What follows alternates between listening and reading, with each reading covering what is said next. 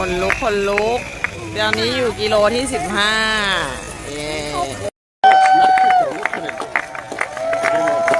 วิ่งเร็วไม่ไหววิ่งเร็วไม่ไหว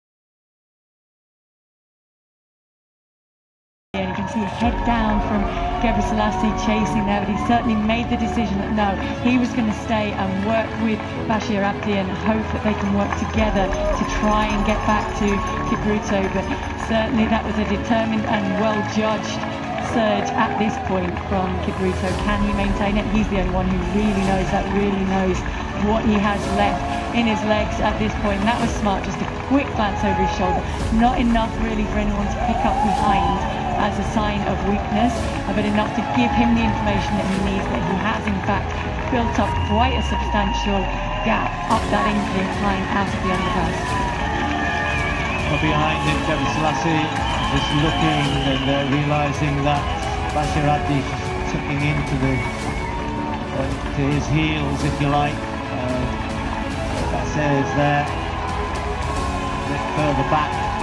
He's suddenly was getting close to this group, and then all of a sudden it just all broke up as Kipiruto kicked on and decided that was the point at which he wanted to move it. They've just been hanging on to each other too much, really, and so he looked as though he's beginning to head for what would be a great victory for him. Third, a bronze medal at the World Championships in those incredibly difficult conditions in Doha in 2019.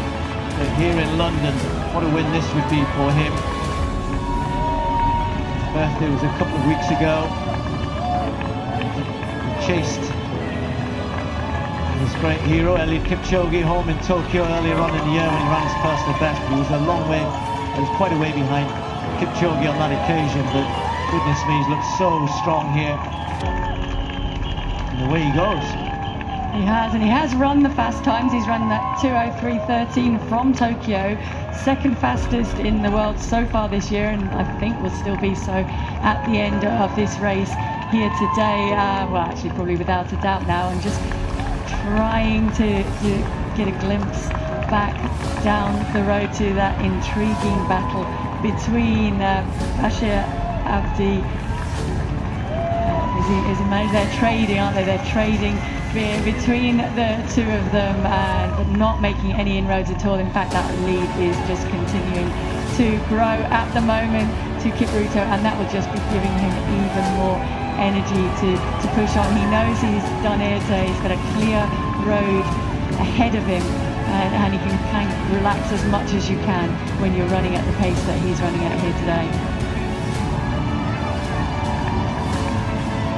Well done for him for being patient and backing himself, realising what he was capable of and just judging it right. That's what you have to do. You just have to use your head in conjunction with your body in the marathon. And it's your day, it's your day. And Kipiruto looks strong, he looks fast.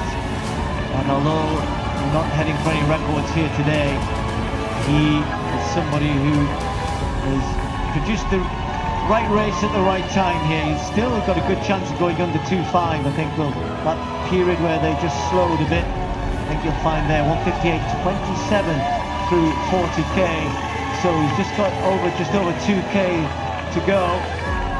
So yeah, he'd have to go some, but definitely a possibility to be right around the 2.5 mark, isn't he? Thereabouts. Yeah, which is still very quick running. It's just by the measure of how much essentially Kipchoge and others have moved forward that barometer for men's marathon racing. I mean, we talked about 20 years ago today, there was a men's world record set here in the London Marathon by Pelli Canucci, and that was 2.5. So it's taken that long for us to say that 2.5 is actually not really a quick time, but it is still a very fast time, and it's the way that it's been run today. And I think, as we've seen, the way that Kipiruto just judged that surge up that pull out of the underpass to perfection, and just a maximum hurt time for everyone else. He was able to throw that in and crest out of it and just maintain that pace and that rhythm.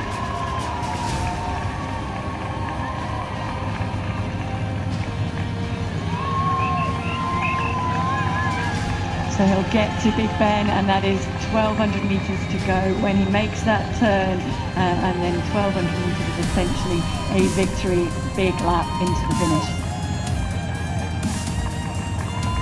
Well, we've got a wonderful view there, looking down as he heads towards Big Ben. And that's a pretty good lead he's got now. There's a really good scrap going on for second, third and fourth behind him, and that's what it is though. It's a race for second, third, and perhaps Tanog can just try and get himself latched on to Bashir Abdi, who's leading. Gebrselassie hanging on to him at the moment, just keeps looking behind though, doesn't he? Sees his teammate just behind. But at the front, Kipiruto looking so strong. He says that he grew up learning about Sami Wanjiru, the Olympic champion from 2008. Sadly died in an accident after that, but he's the man, he said, who inspired me to get going. Then in recent years it's been Eliud Kipchoge, of course it has, and he runs for the same team as Eliud Kipchoge and knows him well.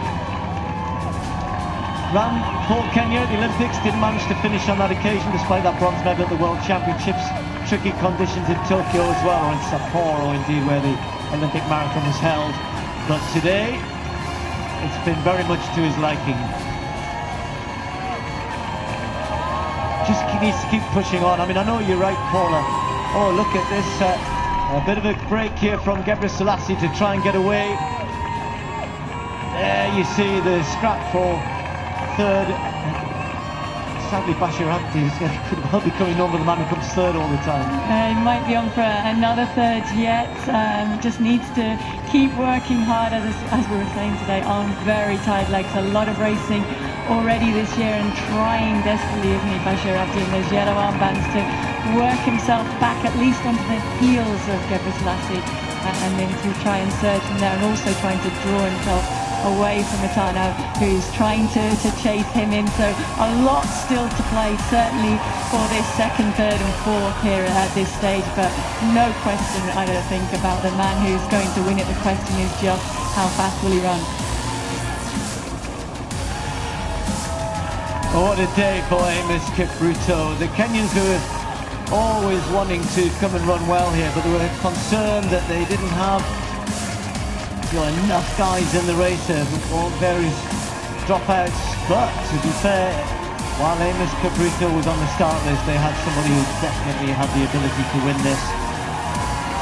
And I think He's shown why so many people thought, certainly in the elite ranks, that he might be the man to beat, and he's proven to be exactly that. But, doesn't he look so good, looks so in control, lovely running action, very economical. Great running from him. Yeah, it looks serene. I mean, it's not warm here today, but he's barely sweating either, so his physiology is working so efficiently. All of that heat is just being wicked away and the sweat has been evaporated as fast as he's running, and he's running phenomenally quickly, and I think he's just taking it perhaps below that 2:05 barrier, which is still a measure of a very quick running, as we were saying, and you can see in that shot down the road there, are spreading across the road in that battle for second, third and fourth in a way bid to just try and maybe creep up on someone without them quite expecting it. Just took that island a little wider than he needed to. That might just rob him of the couple of seconds that he might need to run under 2:5. He's moving nicely enough. I'm not sure we'll see him sprint. And again, Gebre Selassie doing exactly the same. It doesn't really matter. A bit further back, and Anissa Bekele is moving up another spot as well, but they're a long way behind second and third, and even further behind this man here. Amos Kipiruto.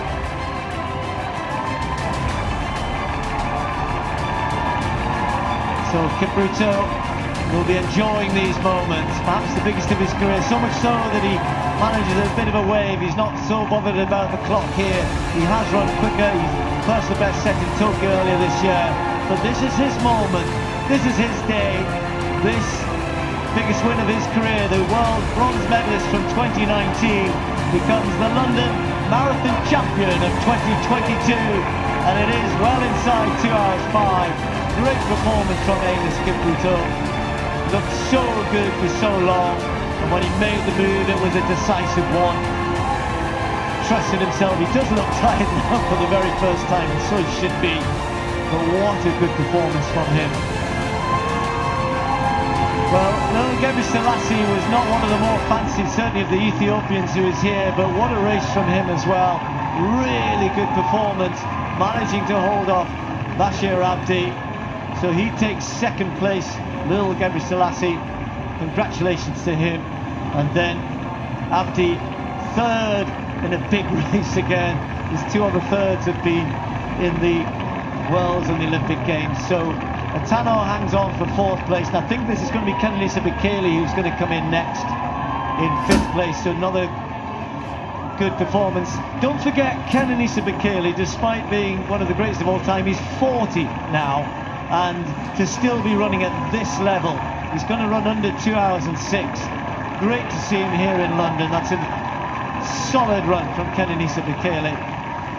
He comes in fifth place.